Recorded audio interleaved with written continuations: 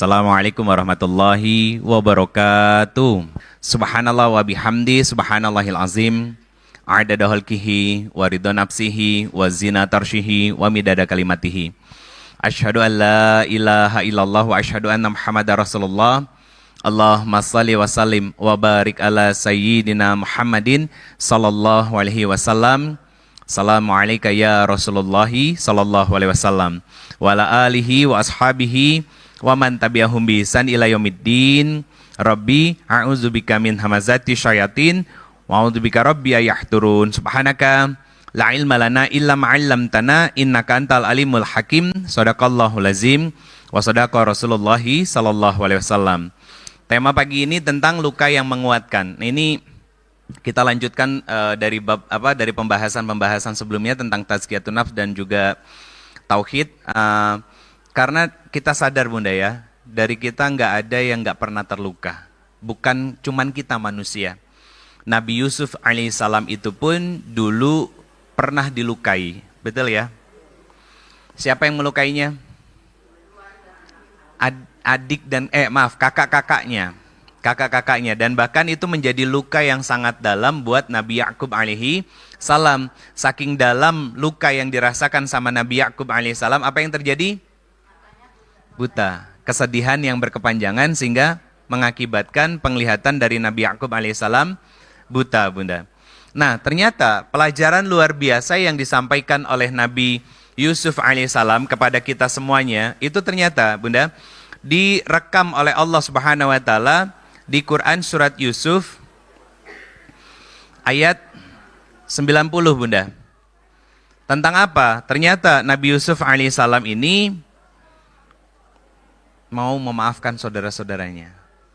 Coba, Bunda, pelajaran dari Nabi Yusuf itu saya mengambilnya seperti pelajaran sebuah kelapa yang jatuh dari pohon, diseret-seret, dikupasnya pakai besi, ya kan? Kemudian dipecahin pakai parang, airnya dibuang, kemudian diparut pakai besi juga sehingga keluar ampasnya jadi ampas. Kemudian apalagi? Dikasih air panas, diperas sampai keluar saripatinya, santan. Pertanyaan saya, sudah terpakai itu? Belum. Begitu dimasak jadi makanan-makanan yang enak. Nah, apa pelajarannya, Bunda?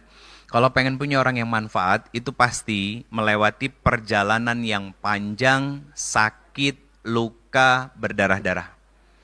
Kalau pengen besar manfaat kita dari orang lain, harus siap dengan ujiannya, Bunda. Bukan cuma siap dengan enaknya aja. Nabi Yusuf alaihissalam itu tidak akan pernah bisa menjadi seorang pemimpin yang sangat luar biasa dan bahkan akhirnya merubah kehidupan keluarganya kalau Allah tidak memberikan takdir.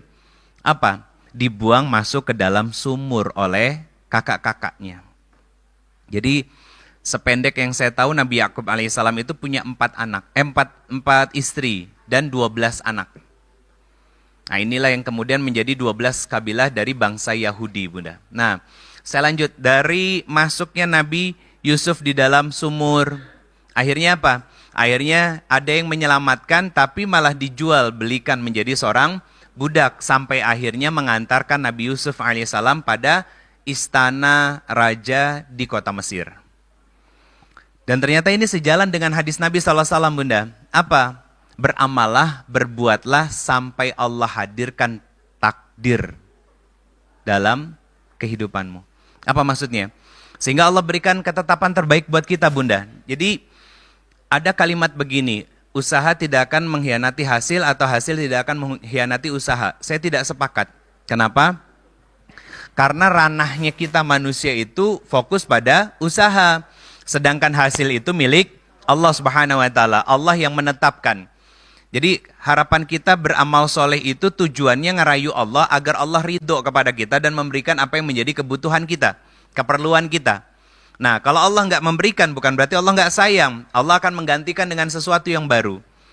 Apa sih yang jadi doa banyak manusia, Bunda? Kekayaan dan kecukupan. Pertanyaannya, apakah setiap orang diberikan kekayaan? Enggak, justru malah sama Allah dikasih apa? Kekurangan. Kenapa?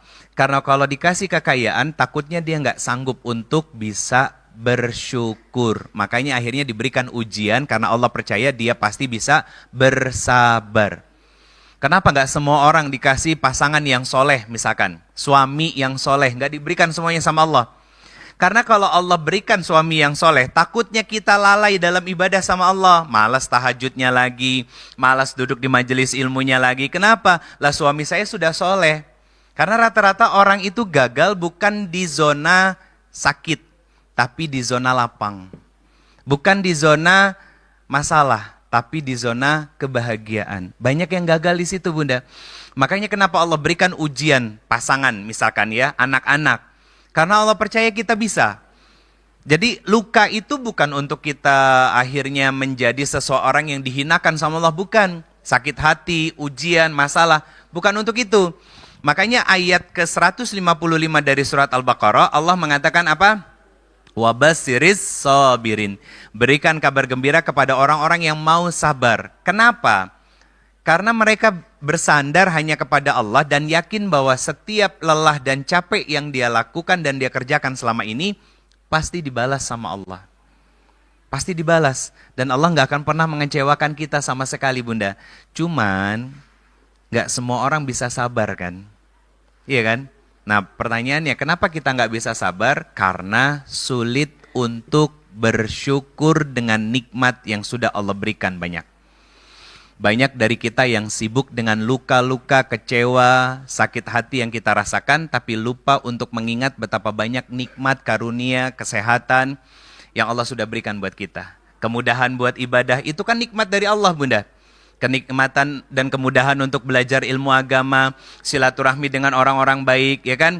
Beringkadi itu ngaji, beringkadi dia ngaji, ya kan? Itu kan menjadi sebuah nikmat yang sering kita lupakan, dan kita hanya fokus pada luka, kecewa dan ujian yang kita rasakan. Padahal Allah kasih sehat, anak sehat, suami sehat, mungkin suami jadi sumber masalah, jadi ujian, atau ekonomi yang jadi ujian, ternyata rumah tangganya harmonis, ya kan? Ternyata suami istri ini bahagia walaupun bertahun-tahun belum dikasih keturunan. Ternyata apa? Anak keturunannya banyak tapi suaminya pika sebelen, misalkan. Itu ujian semuanya. Makanya jangan fokus sama masalahnya, tapi fokus pada segala nikmat dan karunia yang Allah berikan kepada kita. Maka perlahan keyakinan itu akan menguatkan hati kita menjadi seorang hamba yang mau terus sujud dan meminta kepada Allah dengan keridhaan Allah apapun yang Allah berikan. Sebagai hasil akhir dari ikhtiar yang dia lakukan. Saya yakin Bunda itu nggak mudah. Itu kenapa Bunda? Kalau misalkan kita tersakiti, dizolimi, sakit hati, kecewa, dan lain sebagainya. Kita hanya fokus untuk menyalahkan orang dan mengkambing hitamkan orang lain. Lantas pertanyaannya, kemana iman kepada qada dan qadar yang kita miliki? Betul kan? Kan kadang kita suka mengkambing hitamkan orang. Saya tuh sakit hati karena kamu. Kan gitu. Kita lupa bahwa rukun iman itu ada qada dan qadarnya, Bunda. Beriman kepada segala sesuatu, ukuran dan takaran yang sudah Allah tentukan dan berikan dalam hidup kita. Kadang juga kita ngajarin anaknya salah. Anak jatuh yang dipukul lantainya. Anak kejedot yang dipukul mejanya, salah. Tenangkan anak itu dulu dan ingatkan untuk lebih berhati-hati. Akhirnya apa? Secara nggak sadar kita mengajarkan kepada anak-anak kita untuk mengabaikan iman kepada qada dan qadarnya Allah Subhanahu wa taala. Dan akhirnya besar ya seperti terjadi seperti kebanyakan orang. Suami selingkuh, memanipulasinya gimana? Papa selingkuh itu karena mama nggak becus jadi istri. Itu hal yang dianggap sebagai sesuatu yang lumrah. 10 tahun yang lalu ketika ada pasangan suami istri yang selingkuh, si istrinya dinasehatin sama keluarganya. Gak apa-apa, laki-laki mah memang begitu, yang penting pulang ke rumah, masih mau tanggung jawab, masih mau menafkahi dan lain sebagainya. Itu bahaya, Bunda. Hal-hal seperti itu tuh bahaya. Dan itu beredar di banyak lapisan masyarakat kita. Menormalisasi sebuah kemaksiatan, dan itu gak boleh. Karena apa? Akan menambah luka dan kecewa yang dirasakan oleh seseorang. Padahal Bunda, apa kata Allah? Ujian dan masalah itu sebagai sarana untuk kita bisa berbahagia dan bergembira. Ada beberapa ayat nih Bunda, yang mau saya sampaikan sekaligus, tapi saya pelan-pelan menjelaskannya. Saya pernah menyampaikan di sini di Quran surat Al-Baqarah ayat 189. Nah, sebelum saya lanjut, Bunda, kan di sini kajiannya rutin, minggu 1, kedua, ketiga, keempat. Ustadznya kurang lebih hampir sama. Saya mau titip pesan, Bunda, sama bunda-bunda semuanya. Satu ustadz itu satu buku. Kasih nama Ustazah Devi. Jadi kalau pas lagi ngaji sama Ustazah Devi, buku itu yang dibawa.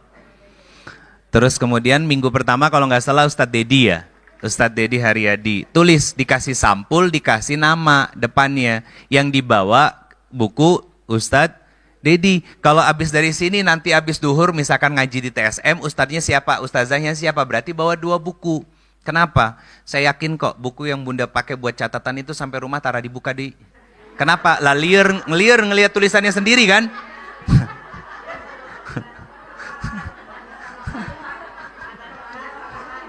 Betul kan? Iya, nyangkut. Begitu bubar poho. Karena gini Bunda, kalau kita ngomongin jujur ya, ngomongin jujur. Ngaji udah kemana-mana ya. Oke. Berapa persen yang udah diamalin dan berapa persen yang nyangkut? Yarhamkumullah. Hah? Berapa persen yang diamalin dan berapa persen yang nyangkut? Nih, lihat indikatornya di sini kalau kita benar-benar sudah mengamalkan ilmunya. 5 hal. 1, adakah perubahan sikap dan perilaku kita kepada Allah? Apa maksudnya? Makin taat dan makin mencintai Allah. Nah, munculkan pertanyaan 2 hal ini. Kalau ada perubahan sikap kita kepada Allah, ya, maka lihat apakah ada perintah Allah yang masih belum kita kerjakan dan apakah ada larangan Allah yang masih kita lakukan. Kalau udah ngaji, itu indikatornya itu. Gak mungkin melakukan sesuatu yang dilarang sama Allah. Apa contohnya? Ngomongin orang. Itu yang paling gampang. Kalau ngaji, punya rem Bunda. Bukan malah ngomongin orang pakai dalil. Itu bahaya. Itu bahaya. Kenapa punya dalil tapi bukan untuk mengoreksi diri tapi malah menyalahkan orang lain, itu bahaya. Jadi pelajaran yang mau saya sampaikan adalah 1, lihat kalau kita sudah ngaji itu bagaimana sikap dan perilaku kita kepada Allah Subhanahu wa taala. Apakah ada perintah Allah yang belum kita kerjakan dan adakah larangan Allah yang masih kita kerjakan? Itu yang pertama. Yang kedua, bagaimana sikap dan perilaku kita sama pasangan, suami. Sudah semakin nurutkah? Sudah semakin hangat menjadi seorang istri kah? Atau jangan-jangan masih jadi mak lampir di rumah? Yang kadang suaranya lebih menggelegar daripada suara suami di dalam rumah. Itu evaluasi diri kita Bunda. Apakah makin tenang menjadi seorang istri mendampingi suami yang menjadi ujian? Ya, tanya itu sama diri kita. Untuk suami yang sudah wafat, ngaji kemana-mana, apakah ingat sama suami untuk mendoakan dan kemudian tanpa sadar menetes air mata, keluar kalimat, "Pak, mama kangen banget, maaf banget selama ini ternyata mama itu banyak mengabaikan papa, banyak nyalah-nyalahin papa dan ternyata sekarang kangen itu ada. Ya Allah, terima amalan dari suamiku, lapangkan kuburnya, jauhkan dari siksa kubur dan berikan balasan terbaik karena saya bersaksi dia adalah laki-laki yang solih yang kau amanahkan dalam kehidupanku." Itu kalau istri yang punya penyesalan besar seperti itu Bunda, nggak bakalan mau kawin lagi tuh. Pengennya ketemu lagi sama suaminya. Karena apa? Kebaikan seseorang itu akan terlihat ketika orangnya udah nggak ada. Makanya saya selalu mengatakan begini, kalau pengen tahu penyesalan seorang istri, tanya sama seorang istri yang suaminya sudah meninggal, tapi suaminya orang soleh, orang baik, nggak macem-macem. Ya mungkin cuek gitu ya, bahkan hampir nggak pernah ngomong, "Ma, I love you" gitu, hampir nggak pernah.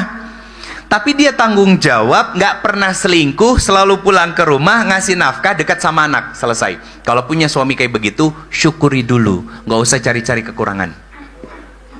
Karena saya belum ketemu dalil Bunda di dalam Al-Quran, nggak tahu apakah saya yang memang fakir ilmu, saya belum ketemu dalil perintah atau firman dari Allah. Allah perintahkan kita, "Hei hambaku, tolong cari kesalahan dan dosa orang lain." Belum ketemu.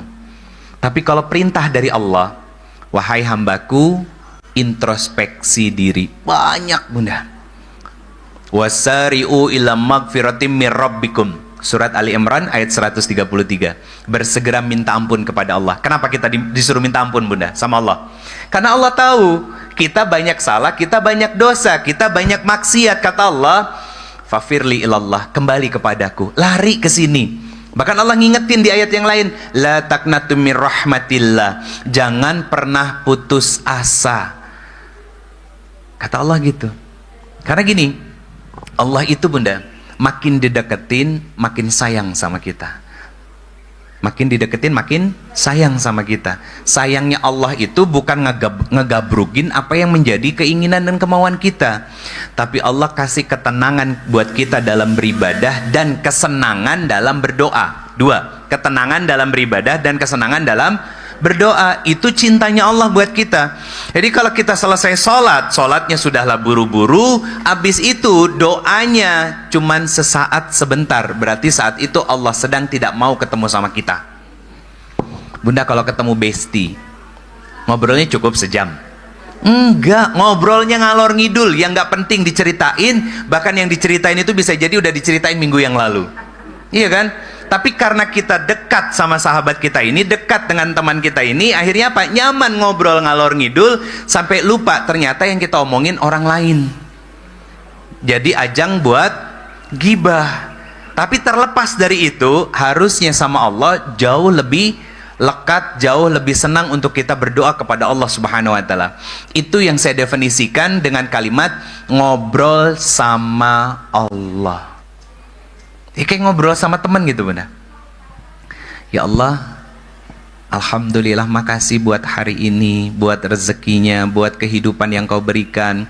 Suami bekerja dengan sehat, pulang dengan sehat, anak-anak sehat semuanya. Rezeki berlimpah kau berikan ya Allah. Kemudahan bagi kami untuk beribadah kau hadirkan dalam kehidupan rumah tangga kami. Maka kami bermohon, jangan kau cabut hidayah yang sudah kau hadirkan dalam kehidupan kami. Istiqomahkan kami hingga semuanya wafat dalam kondisi husnul khotimah. Jangan izinkan ada kuntilanak-kuntilanak berjilbab atau buaya-buaya rambutnya hitam datang ke dalam rumah tangga kami ya Allah. Dan jangan pernah masukkan rezeki-rezeki yang haram dalam kehidupan rumah tangga kami ya Allah, agar kami tidak menjadi hamba-hambamu yang bermaksiat kepada Engkau, lupa bersyukur kepada semua nikmat yang Kau berikan, tapi lapang hati kami karena Engkau berikan karunia dalam menjalani kehidupan dan ujian yang Kau hadirkan. Pernah ngobrol begitu sama Allah? Iya, oke, kalau pernah pasti pernah. Pertanyaannya, sesering apa? Nah, kalau lagi ada ujian kan, kalau lagi ada masalah kan, itu ngobrol sama Allah bunda. Makanya punten, kita ingat sama Allah kalau lagi sedih, betul ya? Akhirnya ditumpahin semuanya di atas sejadah. Dan gak sedikit juga dari kita yang menangis di atas sejadah itu, sejadahnya jadi basah, ya kan? Mukenanya jadi basah karena air mata kita. Begitu sudah dikasih solusi dari masalahnya, nggak pernah lagi membasahi tempat sujud, dan mukena juga nggak pernah basah lagi. Akhirnya apa? Allah kembaliin masalahnya tapi pakai cara yang lain.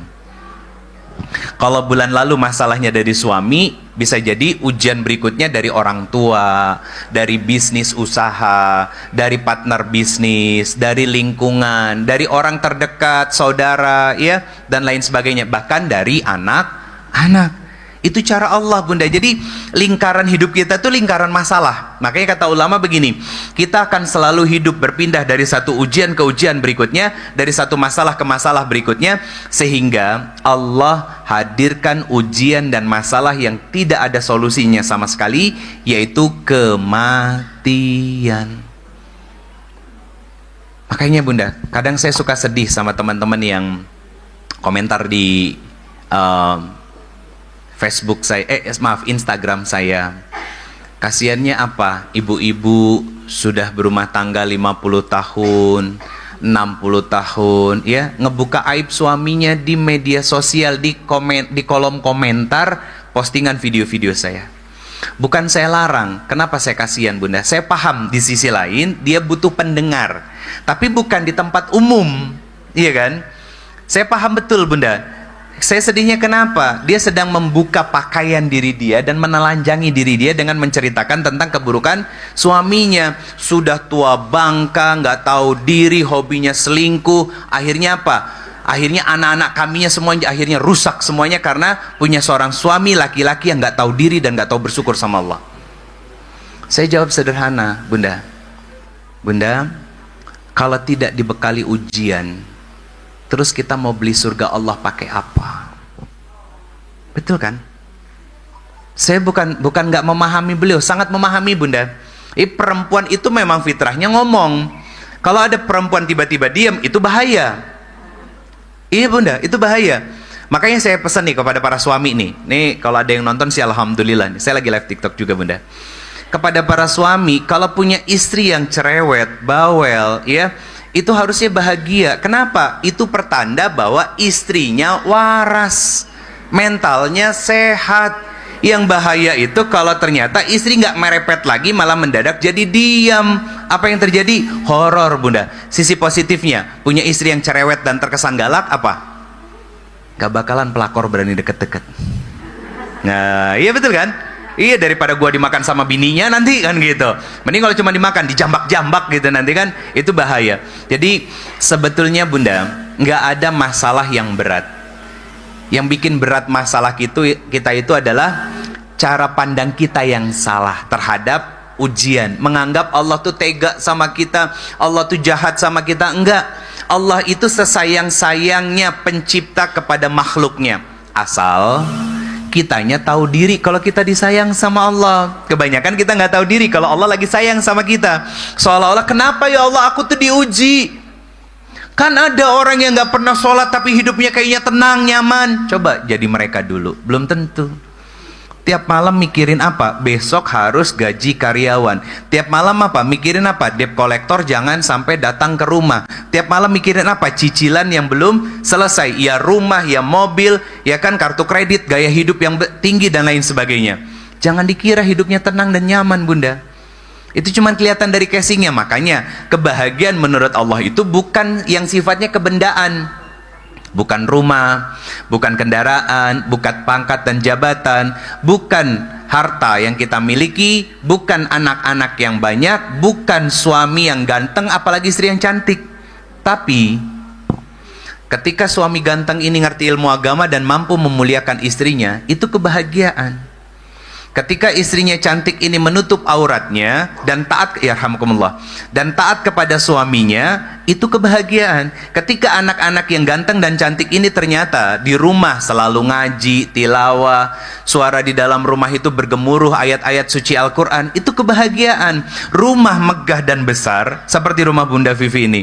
Saya datang, Masya Allah Bunda, semoga rumahnya semakin diberkahi Allah. Kenapa? Setiap minggu orang datang ngaji di sini dan didatangi juga dari Palang Merah Indonesia untuk sama-sama donor darah. Itu yang diharapin Bunda. Almarhum Pepeng, tahu apa yang dia mau? Banyak orang yang mau main ke rumahnya. Itu yang dimaunya kan, sederhana Bunda. Kenapa? Karena orang yang datang ke rumah kita itu bukan hanya membawa rezeki, tapi begitu pulangnya mereka itu membawa dosa-dosa yang terjadi dalam kehidupan kita. Bukan dibawa sama dia, maksudnya digugurkan sama Allah Subhanahu wa Ta'ala. Beda halnya kalau yang datang debt kolektor, ngaderek dek kalau itu ya. Takut nyumput, ditutup semua hordingnya kan. Juga kalau pangkat jabatan membuat kita dekat sama Allah, itu kebahagiaan semuanya Bunda. Jadi bukan apa yang kita miliki, tapi apa yang diberi oleh Allah Subhanahu wa Ta'ala sebagai bentuk syukur kita kepada Allah. Itulah yang namanya kebahagiaan. Saya lanjut Bunda. Dari kisah Nabi Yusuf tadi, kita kan belajar bahwa memaafkan itu mudah, dan melupakan itu pun butuh sebuah proses. Nggak bisa semalam tiba-tiba kita langsung bisa memaafkan kesalahan dari orang lain. Nggak mungkin Bunda. Maka kenapa tema pada pagi hari ini tentang luka yang menguatkan? Karena kita sama-sama sadar bahwa nggak ada di antara kita yang nggak pernah terluka sama sekali. Kita pernah dikecewain, kita pernah disakiti, kita pernah dikhianati. Betul ya Bun? Siapa yang paling sering? Orang paling dekat dalam kehidupan kita. Bisa orang tua, bisa pasangan, bisa juga anak-anak. Ini pasti, siklusnya pasti itu, muternya di situ. Nah, satu hal yang Allah mau itu kita bersyukur. Oke, yang Allah mau itu kita bersyukur. Kenapa kita harus bersyukur? Lihat di Quran surat Al-Baqarah ayat 152. 152 Bunda. Ayat 152 dari surat Al-Baqarah. Apa kata Allah Subhanahu wa taala? Fazkurni azkurkum waskurli wala takfurun. Apa maksudnya? Ingat, aku sudah memberikan banyak nikmat untukmu. Nikmat hidup, sehat, punya pasangan punya pekerjaan, dia selalu kembali dan pulang ke rumah, ada anak-anak, ada kendaraan, ada rumah, ya kan? Ada usaha, ada silaturahmi, bisa ngaji dan lain sebagainya. Kata Allah, syukuri dulu semua itu. Tapi pertanyaannya, apa yang dimau sama setan?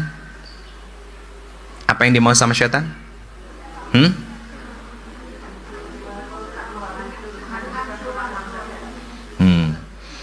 Buka surat Al-A'raf, surat ke-7 ayat ke-17. Apa kata Allah? Wala tajidu aksarohum syakirin. Apa maksudnya? Ya Allah, sedikit dari hambamu yang akan bisa bersyukur.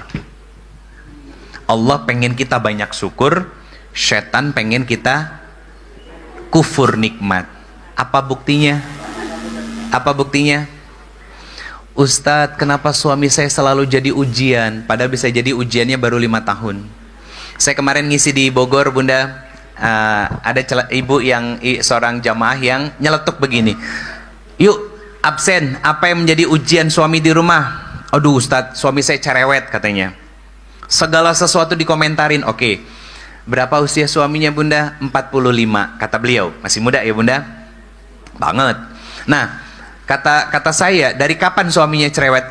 Umur 40 Ustadz, kata beliau. Oke, berarti 40 sampai 45 suaminya cerewet, berarti kurang lebih 5 tahun. Pertanyaan saya, kapan nikah? Umur 26 tahun Ustadz. Oke, dari 26 ke 40 tahun suaminya normal, nggak cerewet, 14 tahun. 5 tahun cerewet. Maka tunggu sampai 14 tahun kecerewetannya dengan sabar. Biar adil Bunda. 14 tahun kan suaminya nggak cerewet, nyenengin, ya kan? Ketawa dianya. Kan itu ilmunya Nabi Ayub alaihissalam Bunda. Nabi Ayub kan juga sama, diuji sama Allah kan? Diberikan sebuah masalah dalam hidupnya. Seorang pengusaha bisnismen yang sukses, usahanya besar, ladangnya banyak, kemudian anak-anaknya sehat semuanya, istri-istrinya solehah semuanya. Tapi Allah turunkan ujian buat beliau. Ladang kebunnya habis terbakar, ya, kemudian istrinya meninggalkan, anak-anaknya diwafatkan, habis sehabis-habisnya Bunda. Hanya tersisa satu wanita saja yang mendampingi dan menemani beliau. Terusir dari tempat tinggal beliau Bunda. Kan itu jadi luka Bunda. Kita tinggal di sini bertahun-tahun, bahkan termasuk generasi pertama misalkan. Terus beranak pinak di sini semuanya, akhirnya malah kita yang terusir dari tempat ini. Kan sedih, itu luka. Tapi lihat Bunda, satu ketika istri dari Nabi Ayub alaihissalam kan menanyakan kepada Nabi Ayub alaihissalam tentang apa? Abah, bukankah Abah itu seorang nabi? Betul, aku seorang nabi. Apa jawab dari istrinya? Kenapa engkau tidak berdoa kepada Allah agar disembuhkan? Apa jawab dari Nabi Ayub alaihissalam? Salihah, berapa lama Allah memberikan ujian kesenangan dalam hidup kita? Sekian puluh tahun. Nah, lantas berapa lama ujian ini Allah hadirkan? Baru belasan tahun. Maka beliau menjawab sederhana kan Bunda, apa? Maka izinkan aku menggenapkan antara kepedihan ujian yang Allah berikan sama dengan kenikmatan dan kelapangan yang Allah hadirkan. Itu kan ujian yang menguatkan Bunda. Contoh yang lain, Nabi Yunus alaihissalam, dakwah kemana-mana nggak diterima Bunda, ya, ditolak sama umatnya, ditolak sama masyarakatnya, nggak mau beriman sama Allah Subhanahu Wa Taala, sampai akhirnya apa? Naik kapal dalam kondisi beliau sedang tidak seperti pada biasanya, yarhamkumullah. Akhirnya apa? Datanglah sayembara untuk apa? Untuk mengurangi beban kapal, karena kalau tidak maka akan ada kemungkinan kapalnya karam atau tenggelam. Barang-barang perbekalan sebagian sudah diturunin semuanya, ternyata masih juga kurang. Akhirnya apa? Nabi Yunus alaihissalam yang memilih dirinya untuk keluar dari kapal itu, lompat ke laut dalam kondisi sedikit terluka. Nabi Yunus alaihissalam ini dari apa? Dari penolakan yang dilakukan sama umatnya, Bunda. Akhirnya apa? Allah berikan kan ujian, masuk ke dalam perut apa? Paus. Kalau hiu habis, Bunda. Kan paus, ya. Ikan paus. Lihat, ternyata ujian yang Allah berikan menguatkan hatinya. La ilaha illa anta subhanaka inni kuntum minaz zalimin. Ternyata zikir ini boleh jadi tirakat kita sebagai seorang hamba. Misalkan lagi dapat ujian dari suami yang kayaknya poek pisan, susah, nggak mungkin suami saya berubah, Ustadz. Tirakatin pakai ini. Berapa banyak? Bebas, sebanyak-banyaknya. 1.000, 10.000 setiap hari, mangga. Mau sampai 10.000 silakan, Bunda. 1.000 itu masih terlalu sedikit. Kenapa? Dibagi 5 masing-masing 200. Gampang kan zikir 200 itu, apalagi kalau punya tasbih zikir digital itu. Gampang, 10.000. Biar apa? Biar ada usaha yang kita lakukan. Kenapa? Kalau cuman sekedar sholat 5 waktu, zikirnya seadanya, anak kecil juga sekarang sudah sholat 5 waktu. Jadi sebetulnya, Bunda, kaidah ditolong Allah itu sederhana. Allah pasti tolong kita selama kita mau ditolong. Apa maksudnya? Kita mau ditolong itu kan kita berarti taat sama Allah. Nah, kalau kita nggak mau taat sama Allah, Allah nggak bakal mungkin nolong kita. Ayatnya jelas. Quran surat Muhammad ayat ke-7, in tansurullah wa yunsurkum wa yusabbit aqdamakum. Kata Allah, sungguh-sungguh taat kepadaku, tegakkan nilai-nilai agamaku, maka aku akan menolong hidupmu dan segala masalah yang hadir dalam hidupmu aku akan selesaikan. Apa? Kalau sholatnya diperbagus. Kalau berdoa, berdoanya lebih panjang, lebih dinikmati. Kalau sholat malam, jumlahnya dimaksimalin. Kalau sholat duha, duhanya dimaksimalin. Ngaji Quran, diperbanyak khatam Qurannya. Zikirnya, diperbanyak wirid dan tirakatnya. Itu kan artinya sungguh-sungguh, Bunda. Kalau cuma sholat 5 waktu, terus pengen ditolong Allah, anak SD sekarang juga sudah sholat 5 waktu. Bahkan punten, kalau kita bacaan sholatnya kulhu lagi, anas lagi, al-falak lagi, anak SD sekarang bisa baca an-naba amma yatasaalun. Betul kan? Berarti punten, usia kita memang tua, tapi tua dalam angka, bukan tua dalam makna. Betul kan? Paham Pak? Tua dalam makna kebijaksanaan, Bunda. Itu cuma dalam angka. Akhirnya apa? Ngerasa capek. Saya sudah ibadah, saya sudah memperbaiki hubungan saya dengan Allah, Ustadz. Tapi kenapa masalahnya nggak selesai-selesai? Bukan Allah yang nggak mau menyelesaikan masalah kita, tapi jangan-jangan kita belum selesai dengan ibadah kita. Sederhana kan sebetulnya? Intan surullah wa yunsurkum wa yusabbit aqdamakum. Akhirnya apa kesimpulannya? Bukan Allah yang tidak mau menolong kita, tapi kita yang memang belum layak menurut Allah untuk ditolong oleh Allah Subhanahu wa taala. Kenapa? Masih malas ibadah. Akhirnya menguatkan hati apa membuat lemah? Lemah, Bunda. Makanya kisah Nabi Yunus ini jadi pelajaran buat kita. Boleh dipakai wiridnya untuk kita tirakat setiap hari, boleh. Maksimalin 5.000, 10.000, lebih dari itu istimewa. Kenapa? Makin banyak berzikir kita kepada Allah, berarti makin rapat apanya? Pagernya. Apa maksud pagernya makin rapat, Bunda? Maka tidak ada peluang untuk setan masuk menggoda kita sehingga keinginan setan terpenuhi. Apa? Membuat kita lupa bersyukur kepada Allah. Kenapa? Bahasa yang digunakan oleh iblis di ayat ke-17. Jadi ayatnya itu dari 16, Bunda. Dari surat Al-A'raf. Tentang apa? Kan gini sumpahnya iblis. Jadi hati-hati, Bunda, yang suka ngejelek-jelekin itu bukan sifat manusia, tapi sifat iblis. Lihat, sumpah serapah kan ini iblis ini. Apa katanya? Ya Allah, karena engkau telah membuatku tersesat, maka izinkan aku menggoda anak cucu Adam. Dari depan, belakang, samping kanan, samping kiri. Nah, dari sini pelajaran yang kedua apa?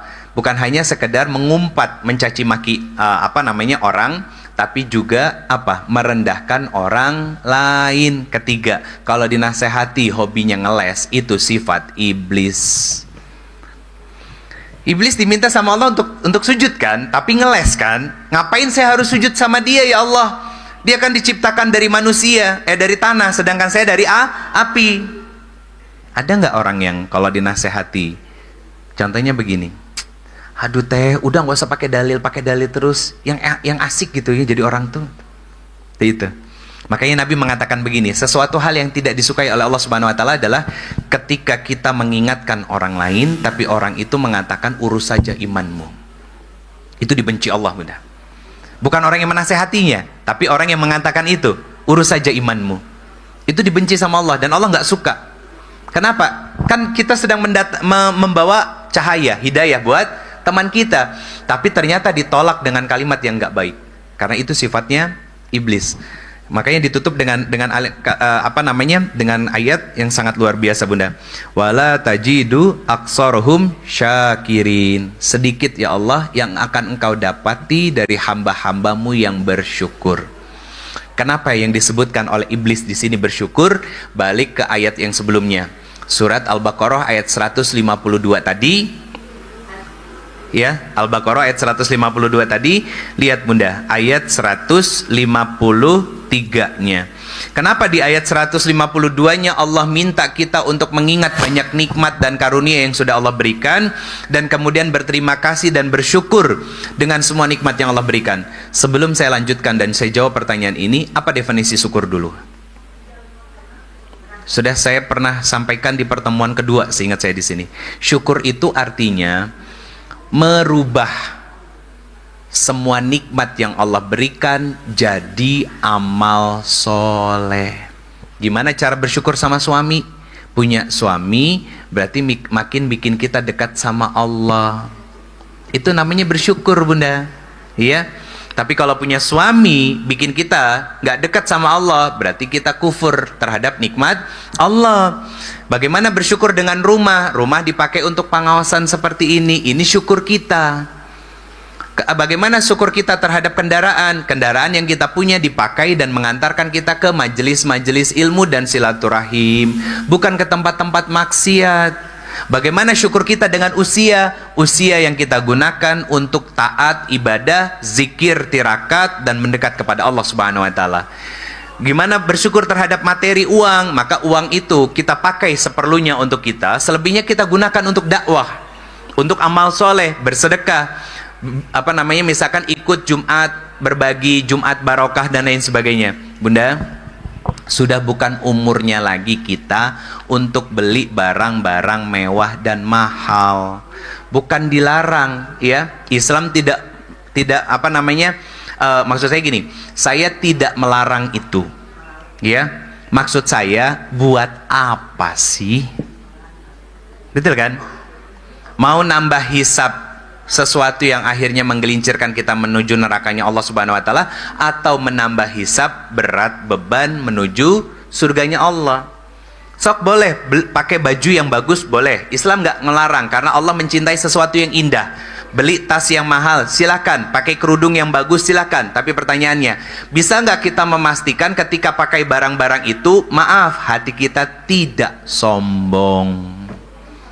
Itu PR-nya, iya kan? Sombong itu halus, Bunda. Sombong itu halus. Gimana? Simple kok. Pegang HP, menteng tas, ya kan? Jalan di mall, over PD, dan terbesit kayaknya banyak dia orang yang ngeliatin gue. Sambil jalan tuh. Itu sombong. Definisi sombong kan dua, apa? Menolak kebenaran sama merendahkan orang lain. Jalan di depan orang gitu kan, begitu PD-nya gitu. Kayaknya nih mereka bakal ngeliatin saya nih. Kenapa? Tasnya bagus, bajunya bagus dan lain sebagainya. Itu, Bunda. Itu yang sering kita lupakan. Makanya gini. Sebentar. Surat 25 ayatnya, Surat 25 ayatnya 63. Surat Al-Furqan. Apa kata Allah Subhanahu wa taala? Wa ibadur rahman, hamba-hambaku atau hamba-hamba dari Allah yang Maha Penyayang itu kalau jalan di muka bumi rendah hati. Rendah hati. Orang yang rendah hati itu bukan berarti nunduk terus gitu, Bunda. Bukan. Tapi wajah dia itu berseri bukan karena kesombongan, tapi wajah berseri karena apa? Karena saya harus menjaga hati saya karena Allah sedang melihat dan menatap saya saat saya berjalan atau dimanapun saya berada. Jadi dia ngerasa diawasi sama Allah Subhanahu wa taala, Bunda. Dan dia akhirnya tidak sombong dengan apa yang dia gunakan dan dia pakai. Contoh punten tentang kesombongan dengan apa yang kita gunakan dan kita pakai. Kalau udah ngumpul sama besti-besti kita, ya. Satu, bagus-bagus outfit, baju. Kedua, mahal-mahalan yang dijingjing. Ketiga, baru-baruan yang dipegang. Apa? Handphone kan? Yang dijingjing tas, outfit yang lekat di badan sampai ke kaki. Matching semuanya. Pertanyaan saya, kenapa kita keluar rumah lebih senang bikin matching dandanan? Ngomongnya buat siapa? Buat suami. Suami yang mana? Suami orang gitu, Bunda. Bukan suami kita. Dan bahkan nyenengin muasin orang lain. Ya Allah, Cece, bajunya lucu amat sih dari atas ke bawah. Ya Allah, aduh, habis kata-kataku memujinya gitu.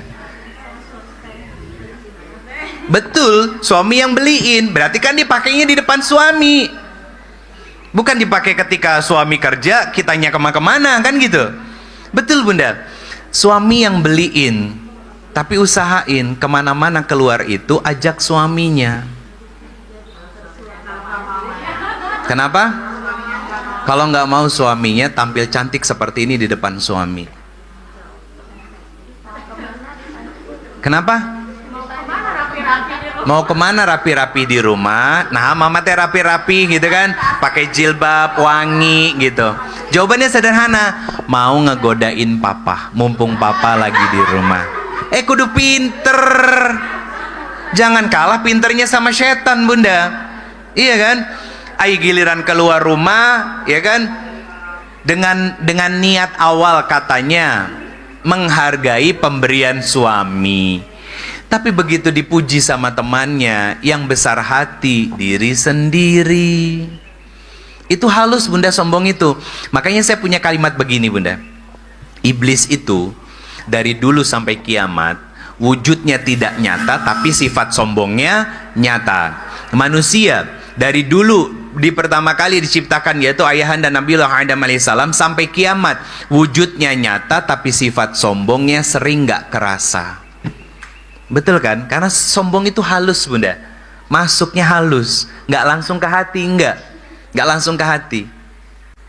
Itu halus banget dan itu ada polanya. Yaitu tadi yang saya gambarin, jalan di TSM, nenteng tas, ke PD gitu kan jalan. Kenapa? Ngerasa cantik, gitu. Ngerasa seolah-olah kayak lewat di depan orang tuh PD-nya berlebihan dan seolah-olah orang itu langsung, gitu.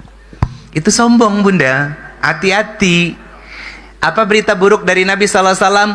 Ada sebesar biji zarah. Biji zarah itu biji sawi. Kesombongan di dalam hati anak cucu Adam. Apa yang terjadi? Tidak akan pernah mencium bau surga.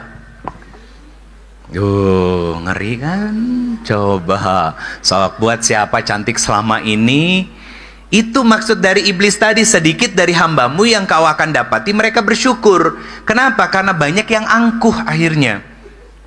Akhirnya angkuh, Bunda. Ini ciri orang yang angkuh. Pernah nggak ngelihat viral-viral video-video gitu yang ketika ada orang salah di jalan umum, ditegur, dia balik marah-marah. Nah, itu orang angkuh tuh. Gitu. Itu orang-orang yang sombong tuh seperti itu, Bunda. Nah, sekarang pertanyaannya, lihat diri kita. Jangan-jangan keangkuhan itu halus ada di dalam diri kita. Gimana caranya? Nih, cek aja diri kita. Kalau dikasih tahu masih suka ngeles apa enggak? Itu aja. Kalau masih suka ngeles, berarti ada kesombongan di dalam hati kita. Nggak sadar kalau itu sombong, Bunda. Contoh, diingetin sama suami, ya kan? Malah pakai Tapi saya ngerti sisi psikologinya, perempuan bukan sedang pengen mendebat, iya. Tapi bukan pada tempatnya juga ketika kita menyangkal apa yang menjadi nasihat baik dari suami kita. Cuman dengerin selesai, Bunda. Kalau mau ngobrol, besok-besok bisa. Itu namanya cara dan waktu komunikasi yang baik dengan pasangan. Akhirnya apa? Nggak jadi sumber masalah.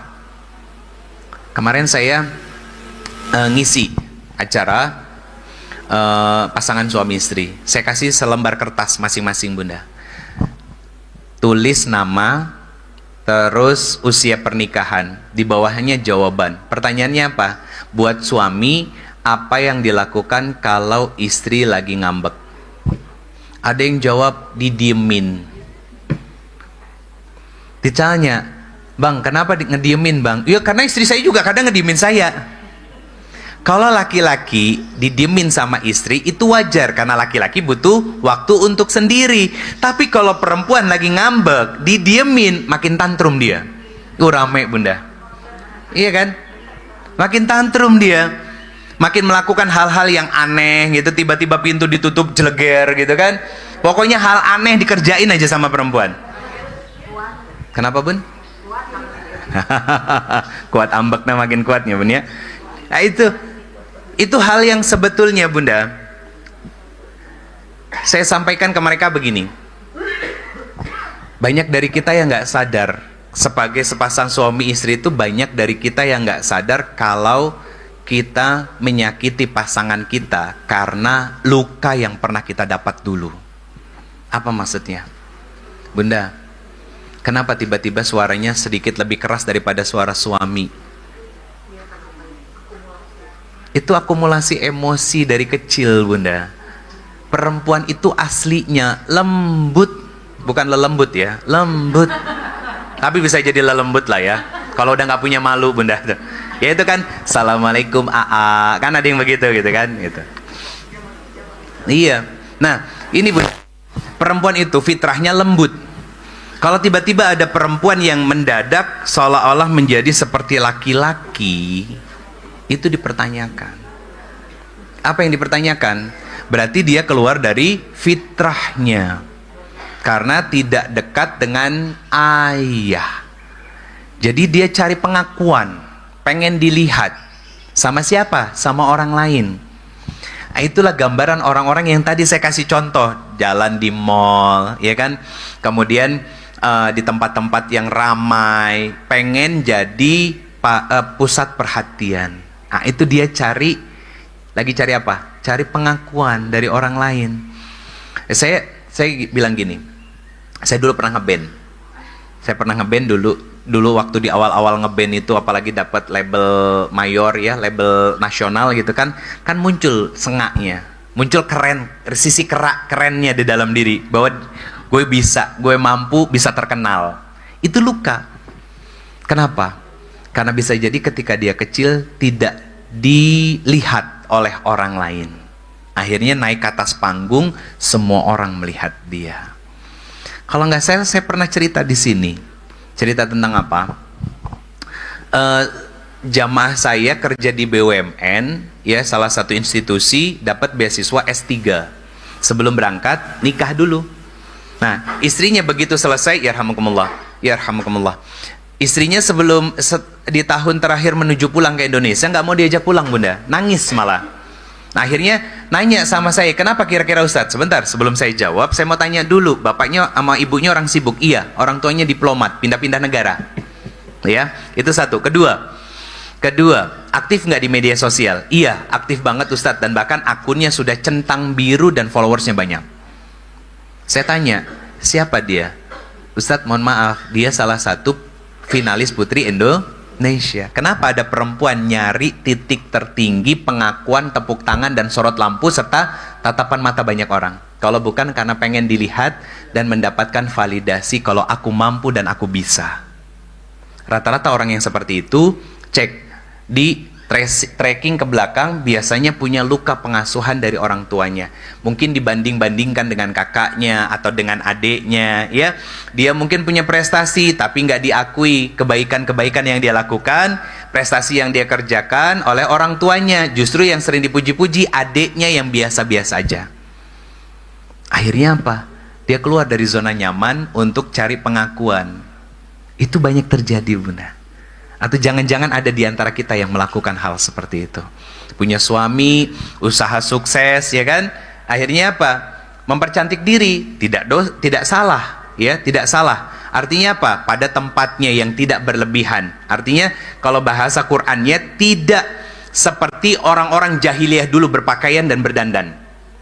Atau bahasa sederhananya tabaruj.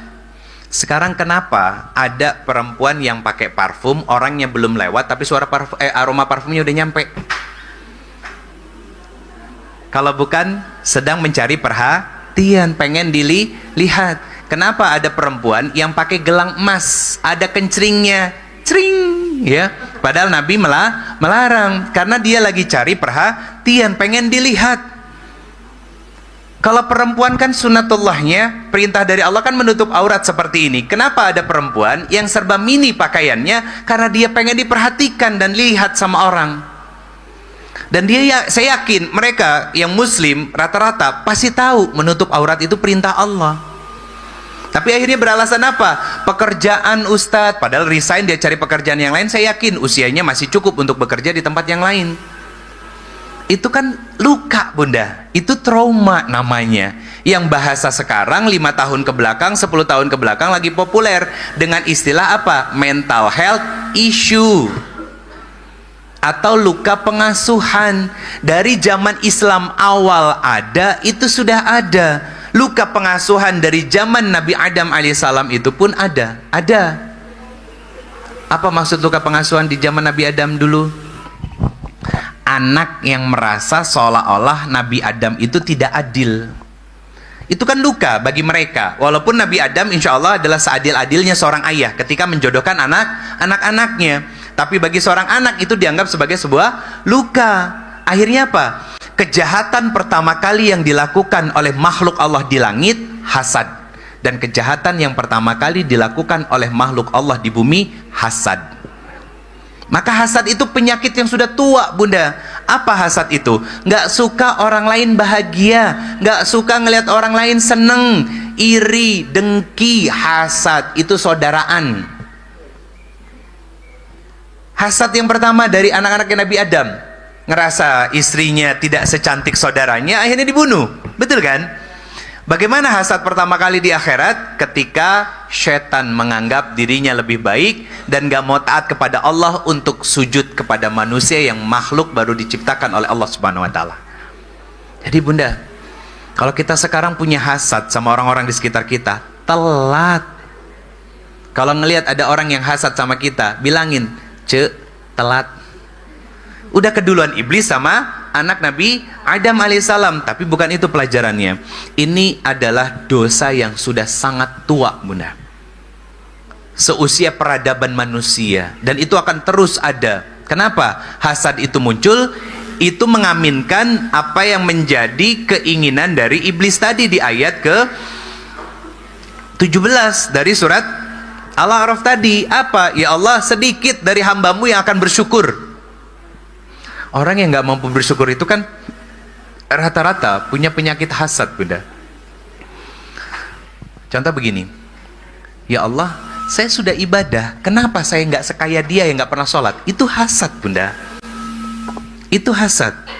Itu iri, itu dengki, itu kan saudaraan. Tiga ini, hasad, iri, dengki. Hasad itu pengen orang lain yang bahagia itu nggak lagi bahagia. Orang yang senang pengen kesenangannya itu hilang. Jadi kalau ada teman saudaranya yang kaya, gini, Bunda pernah nggak didatengin saudara, Allah kasih kecukupan rezeki untuk hidup kita, didatengin keluarga, didatengin saudara, minta tolong. Tahu kalau minta tolong? Ya, tahu ya arahnya kemana? Ya kan? Karena dia lagi diuji. Begitu kita bilang, punten teteh, punten aa, saya lagi nggak bisa nolong karena lagi ada kebutuhan anak-anak. Sok lihat wajahnya di detik itu sampai ke sekarang pasti memusuhi kita. Memusuhi kita, itu hasad. Itu hasad namanya. Iya, penyakit hati kan, Bun? Itu memusuhi kita kan dia. Karena ngerasa kecewa, minta tolong sama kita nggak bisa nolong. Padahal mungkin punten, kita punya mobil, ya. Kemudian anak-anak sehat semua, usaha kita lancar, suami kita juga sehat, bager gitu kan, dan lain sebagainya. Itu hasad. Bukan kita nggak mau tolong, tapi bisa jadi bukan hanya karena kebutuhan. Kita tahu nih orang ini kayak gimana, ya. Makanya ada pesan begini, Bunda. Kalau ada teman kita yang minjem uang ke kita, sebelum kita kasih uangnya, peluk dulu teman kitanya. Kenapa? Bisa jadi khawatirnya itu pelukan terakhir sepanjang umur hidup kita.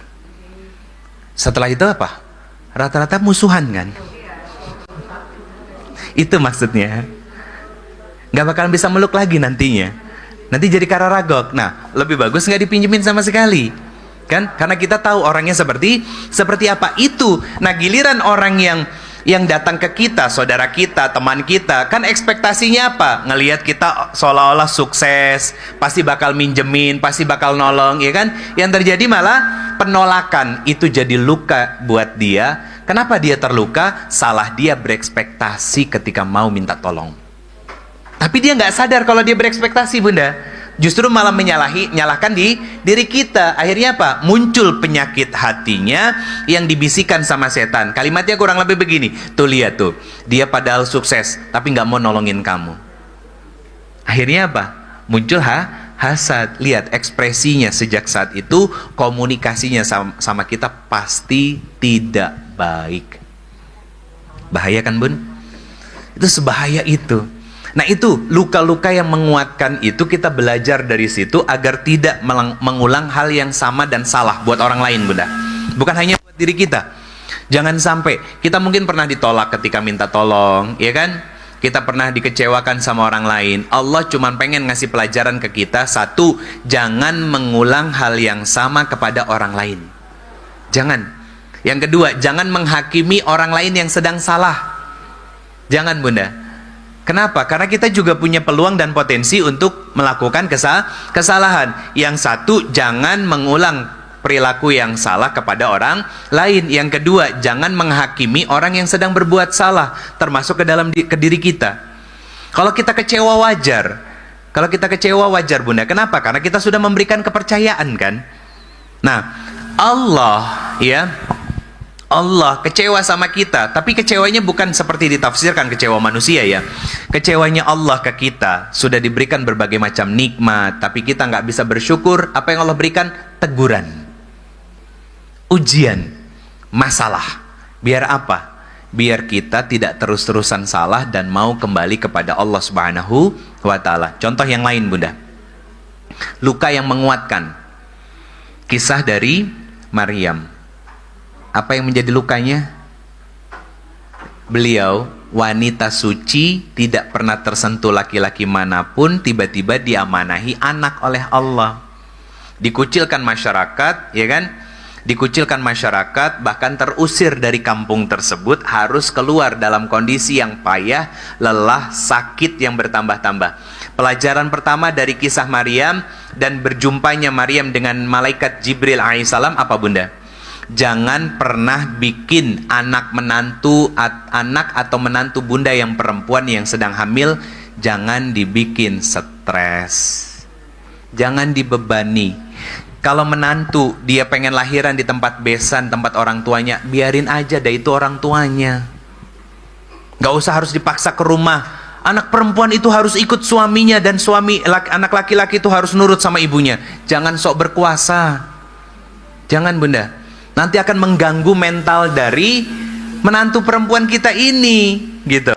Biarin kalau dia mau lahiran di tempat ibunya, kasih ke lapangan. Kenapa? Justru disitulah kita jadi sarana untuk minta sama Allah, ya Allah cukupkan rezeki buat saya, biar saya bisa nengokin cucu saya dan silaturahmi ke tempat besan.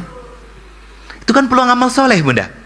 Kalau kita berpikir secara sehat, secara benar. Artinya apa? Tidak menjadi luka yang akhirnya melukai orang, tapi justru malah menguatkan hati kita dan berbaik sangka kepada Allah. Pertanyaan saya, siapa yang akan menangis saat hal seperti itu? Syaitan, karena tidak bisa membuat kita kufur nikmat kepada Allah. Karena bisa selalu berbaik sangka.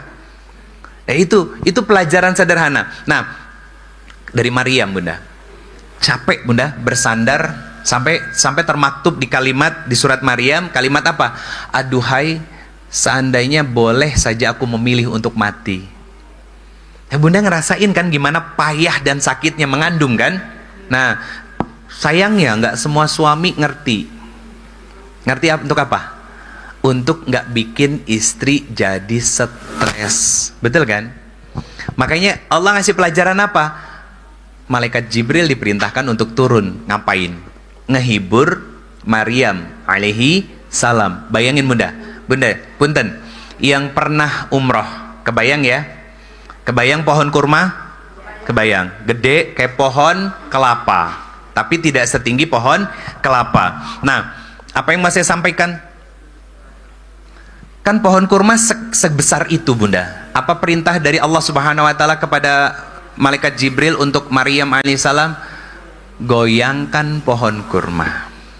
Coba kalau bayangin Maryam itu mentalnya kayak emak-emak zaman now. Masya Allah Ustadz, susah gitu ya. Malaikat Jibril, nggak mungkin, aku kan lagi lemah gitu ya. Kalau mentalnya kayak ibu-ibu zaman sekarang gitu kan gitu. Dikasih tahu malah ngeles kan gitu. Nah itu beda bunda. Yang dilakukan Maryam apa? Sami'na wa ata'na. Kenapa? Karena Allah cuma perintahkan kita untuk usaha, nanti Allah yang menurunkan apa? Kurma-kurma mudanya. Disebutkan di dalam Al-Quran rutoban janiyan. Allah sendiri yang menurunkan kurma-kurma mudanya itu. Allah sendiri yang menggugurkan bunda. Nah, itu kan jadi pelajaran buat kita apa? Satu, kalau hamil itu harus dibahagiakan karena dia sedang capek lelah.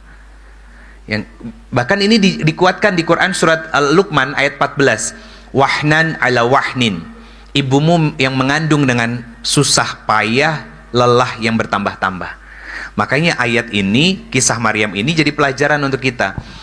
Luka dalam tanda kutip yang merupakan amanah dari Allah itu mampu mengajarkan kepada kita tentang nilai keberserahan diri seorang perempuan, bukan nabi, wanita suci, manusia biasa seperti bunda-bunda semuanya. Tapi lihat apa yang membuat Maryam ini kuat, keyakinannya kepada Allah, nggak pernah pudar, nggak pernah sirna sama sekali bunda. Nah itu yang dimiliki oleh seorang wanita bunda, sifat rasa. Jadi merasa bahwa Allah tuh sayang sama kita. Allah nggak bakalan nyia-nyiain kita. Maka setiap luka dan kecewa apapun yang kita rasakan, kembaliin sama Allah. Biar apa? Muncul nanti rutoban janian yang lainnya. Apa? Pertolongan Allah yang hadir dari setiap masalah yang ada dan hadir dalam kehidupan kita. Ini definisi ayat. Wa may yattaqillah yaj'alhu makhraja wa yarzuqhu min haitsu la yahtasib. Jadi membangun hubungan yang baik sama Allah dengan tidak mengurangi keyakinan kita kepada Allah bahwa Allah akan memberikan solusi dari setiap masalah yang hadir dalam kehidupan kita. Akhirnya bunda, tidak ada luka yang membekas kecuali luka-luka yang membuat kita semakin kuat dan bergantung dan bersandar hanya kepada Allah Subhanahu wa Ta'ala. Pertanyaan saya bunda, ini terakhir, nanti sesi tanya jawab. Bunda, apakah ada keburukan yang dilakukan oleh Nabi Sallallahu Alaihi Wasallam itu langsung dibalas? Apakah ada keburukan yang diterima, mohon maaf, yang diterima oleh Nabi Sallallahu Alaihi Wasallam langsung dibalas? Gak ada. Dilempari kotoran onta, ya kan? Mau dibunuh, berdarah-darah, terpincang-pincang Nabi Sallallahu Alaihi Wasallam, diejek sebagai seorang tukang sihir, orang gila, dukun dan lain sebagainya. Nabi nggak baper bunda.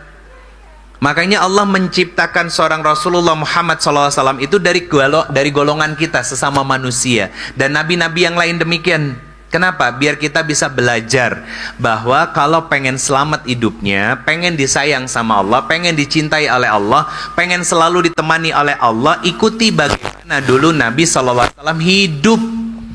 Masalahnya kan kita malas baca sirah nabawiyah, betul kan? Akhirnya kan nggak tahu gimana harus menata hati, menata pikiran, menjaga lisan, bersikap kepada sesama. Apakah harus membalas keburukan orang, bagaimana bersikap, ya kan? bagaimana bersabar, bagaimana bersyukur, bagaimana berbagi, bagaimana terhadap keluarga dan lain sebagainya. Kan kita nggak tahu karena nggak pernah belajar sirah nabawiyah. Cuman sedengar selintas doang. Nggak dibeli kitabnya, nggak dibeli bukunya, nggak dihatamin. Akhirnya apa? Ustadz susah. Ustadz mah apa-apa dalil. Saya sudah usahain Ustadz, saya kan manusia biasa. Berita buruknya apa? Manusia itu kan salah satu bahan bakar dari neraka jahanam selain batu. Nah, sekarang pilihannya ada di kita. Mau berdiri di atas kaki kita dengan terus memperbaiki hubungan kita dengan Allah dan menjadikan ujian itu sebagai kasih sayang dan cinta Allah, bahkan teguran dari Allah, cuman kadang lewat tangan orang. Allah negur kita kadang lewat tangan orang, Bunda. Sehingga kita tersakiti, terlukai, biar kita sadar untuk tidak melakukan hal yang sama kepada orang lain. Yang kedua, tidak menghakimi orang-orang yang sedang berbuat salah, seolah-olah tidak ada kebaikannya sama sekali dari orang-orang yang berbuat salah itu. Nauzubillah min zalik. Jangan sampai kita menjadi orang-orang yang seperti itu. Bunda, itu yang bisa saya sampaikan pada kesempatan pagi hari ini. Kisah-kisah dari para nabi dan rasul dan beberapa ayat yang saya sampaikan.